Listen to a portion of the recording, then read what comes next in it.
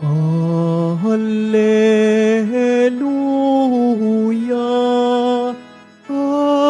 Alleluia,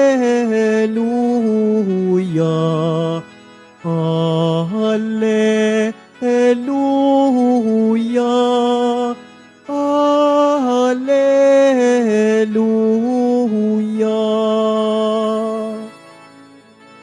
Sa daigdig ay laganap, liwanag na sumisikat, salitang buhay ng lahat. Alleluia, Alleluia, Alleluia, Alleluia.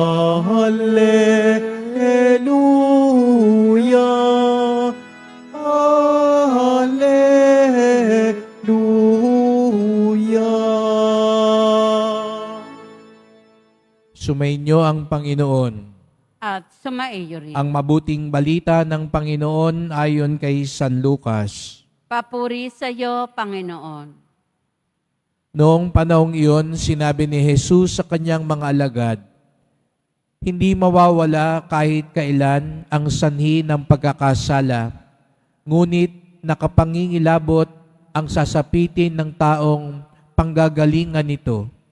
Mabuti pa sa kanya ang bitina ng isang malaking gilingang bato sa leeg at itapon sa dagat, kaysa maging sanhi ng pagkakasala ng isa sa maliliit na ito.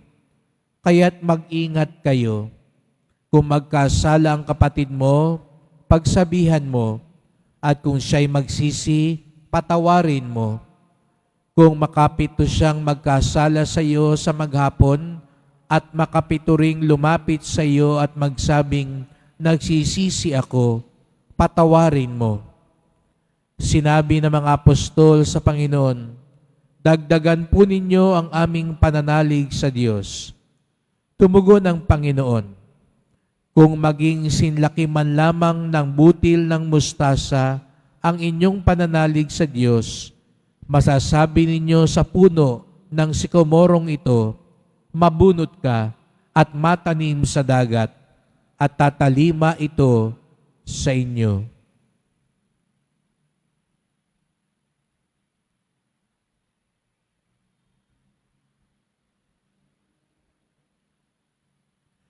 Ang mabuting balita ng ating kaligtasan. Pinupuri ka namin, Panginoong Heso Kristo. Magsiupo muna. Magandang umaga po sa inyong lahat at maligayang pagdating sa tahanan ng ating mahal na pong Jesus Nazareno.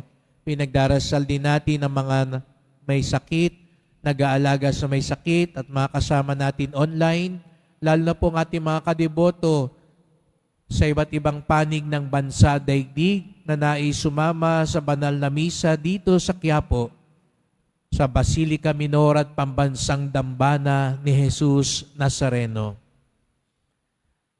Alam natin marahil ang kantang Pananagutan at sinasabi dito na walang sino man sa atin ang nabubuhay para sa sarili lamang.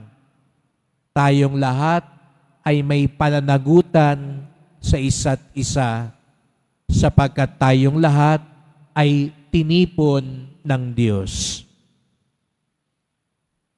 Lahat tayo'y magkakaugnay. Kung kaya nga't mabuti man o masama, ito ay may epekto, may bunga sa ating kapwa. Kaya nga tayo nagkukumpisal upang ipaalala sa atin ang bawat gawin natin ay may implikasyon, konsekwensya sa ating kapwa. Kahit na ang pinaka-personal mong kasalanan na ikaw lang marahil sabihin mo ang gumawa, mayroon at mayroon itong talab sa kapwa. Kaya nga tayo nangungumpisal sapagkat sinasagisag nito na humihingi tayo ng tawad dahil pag may kasalanan tayo, hindi lang nagagawa natin ito sa sarili natin, nagdudulot din ito ng epekto sa simbahan, sa komunidad, sa ating kapwa. Kaya nga't sa dalawang pagbasa ngayon, ipinapakita sa atin, sa unang pagbasa, naghahabilin si San Pablo kay San Tito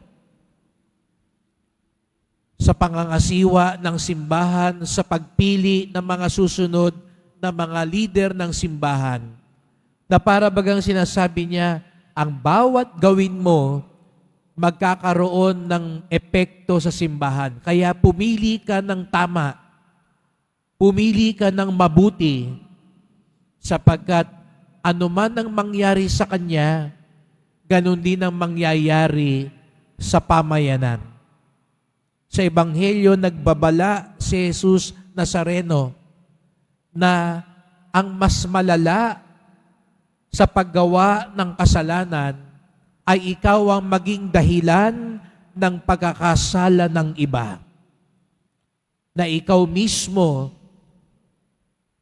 ang animoy nagtulak, gumawa ng masama ang iyong kapwa.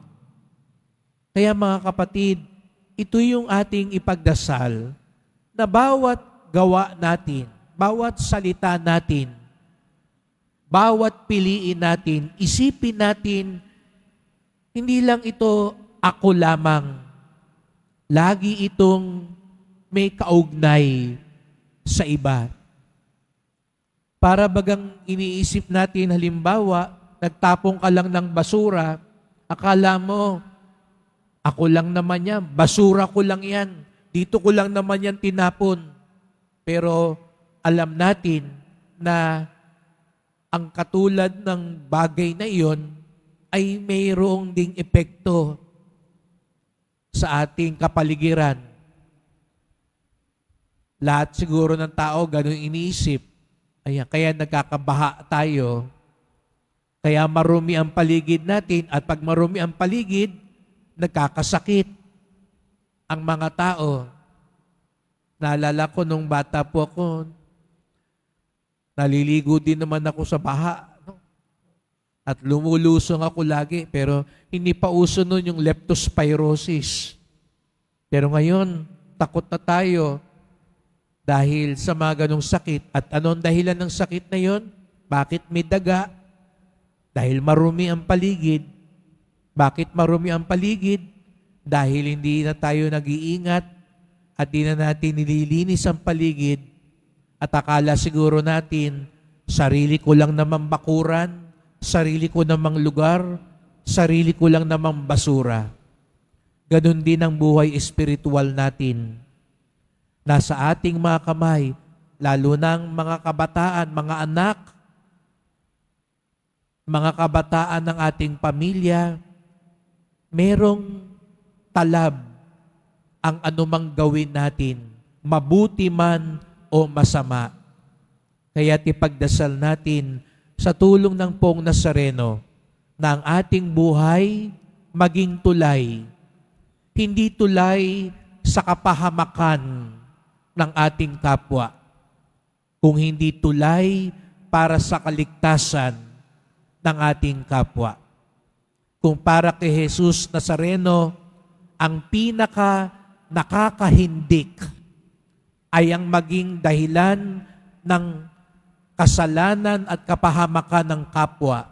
Natitiyak ko naman, ang pinakamasaya para kay Jesus Nazareno ay tayo ang maging dahilan para maging mabuti, para magsisi, para magbagong buhay, para mapalapit sa Kanya ang ating kapwa.